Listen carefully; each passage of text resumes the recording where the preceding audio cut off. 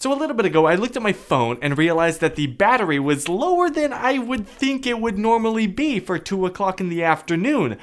Is my battery finally dying? Is my phone on its way out? Then I checked the usage, and no, it turns out it's just because I watch an ungodly amount of YouTube in a day. Both like consciously with the eyes glued to the screen, especially like late at night / first thing in the morning, gotta get my Philly D in. But also just throughout the day, I have like my earbuds in and I almost just listen to some of my favorite videos as if it's like a podcast. But why? Why do I devote so much of my attention onto this thing that like wasn't a part of my life until about 5 years ago?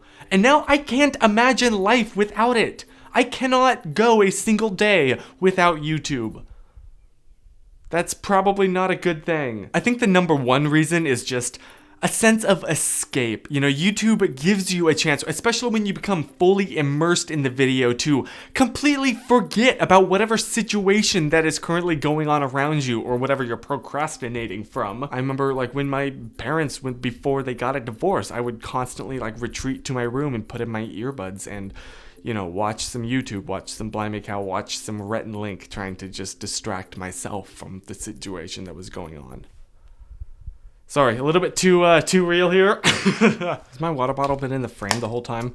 Stay hydrated, kids. And this next reason might sound a little bit sad, but another reason I go onto YouTube is to kind of make friends, or at least feel like I'm making friends. Parasocial relationships are one-sided relationships where one person extends emotional energy, interest, and time, and the other party, the persona, is completely unaware of the other's existence. Hi, my name is Chris Howard, and I constantly have parasocial relationships. And that's another, part of YouTube life that is, constantly critiqued, But to me personally, I kind of embrace it. Unlike IRL friends that sometimes don't have a clear time in their schedule or just aren't emotionally ready for what you're going to drop on them, YouTubers are always there. They're always 24/7. You can pull up your phone and listen to what feels like a friend comfort you. And that's helped me a lot. This relationship dynamic isn't exclusive to YouTube either. This happens with celebrities, people on Twitter, basically anywhere that someone can have any kind of influence. Dear goodness, I can't believe I'm actually using that word now, but I can't think of another one that fits in this context. Parasocial relationships exist. And like anything, I think they're a tool that can be used for good, as long as you remain aware of the fact that the other person doesn't have the same connection to you that you have to them. Just keep that in the back of your mind.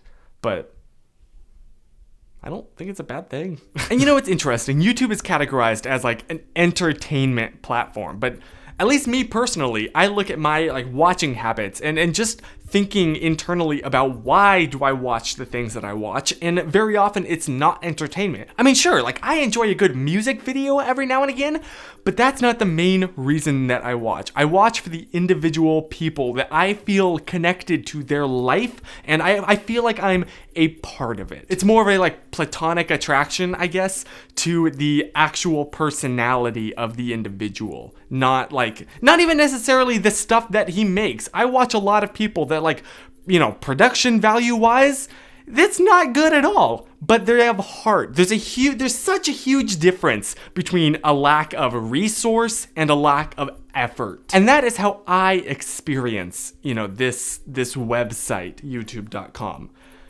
And I realize now I'm kind of in a position where I feel like a responsibility to give all of that to you too. When you're going through a difficult time, I want to be that person that kind of helps you through it, I want these videos to be an escape for you from whatever situation that you're dealing with. But I can tell you that it's not easy. It doesn't just you wake up and you get a guidebook of how to be online successfully. That definitely doesn't happen. I'm making this up as I go. I don't know. You can go to panels at VidCon and you can talk to people that'll say make sure your header image is eye-catching. But there's only so much of that can help. when it comes to actually like dealing with not the YouTube video side, but strip all of that window dressing away, when you address just the root of person-to-person connection, I don't know how to give you what I want to give you.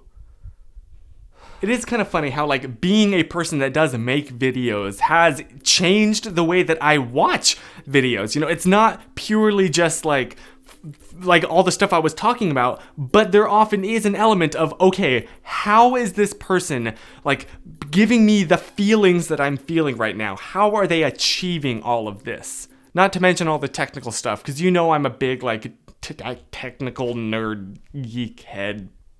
Cameras! And I think I've narrowed down a few things, but nothing for certain. I don't know what I'm talking about, basically. Like, a good one is just your word choices. You know, like, you don't go up to your friend and describe the parasocial relationship dynamic. No, you just, like, talk about the time that you met a YouTuber and it felt funny because you knew so much about them, but they didn't even know your name. It just felt off balance.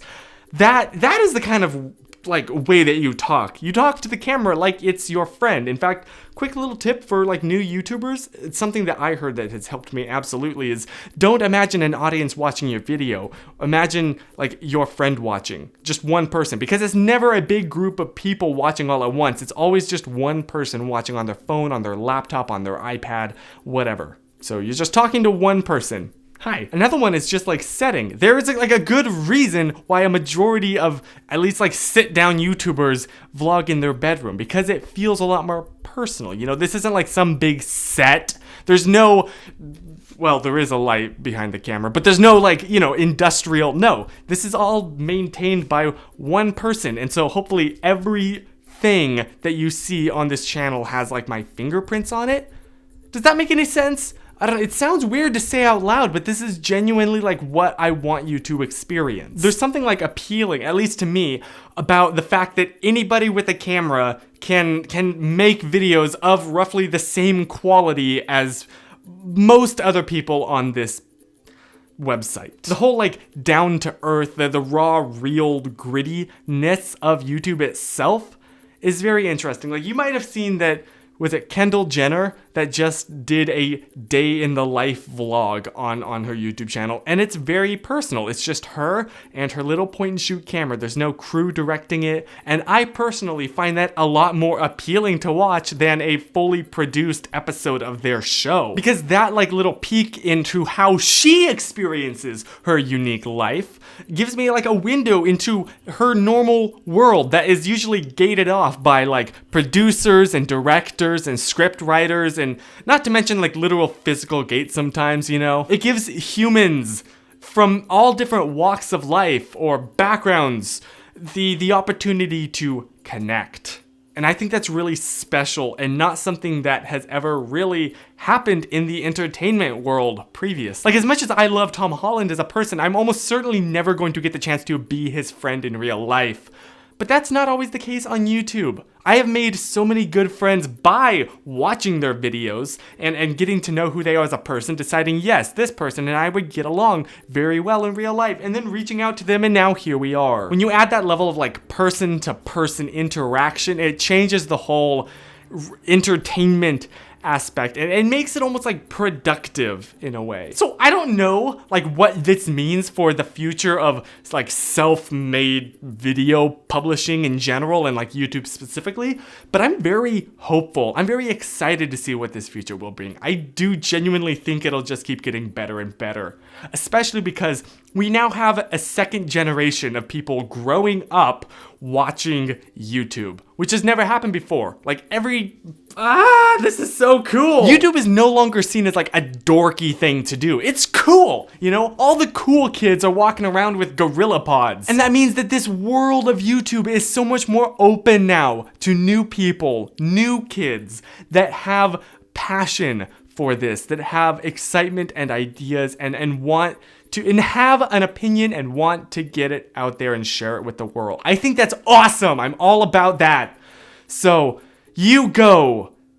So despite all of the like crap that YouTube itself as a company is going through, that it was not going through, you know, 5 years ago, everyone is always like, oh, I miss the good old days of YouTube. I'm like, Look around. There are so many more people now following their passions for this than there have ever been. And I can't wait to see what this future is going to look like. So I'm probably not going to, taper off my consumption.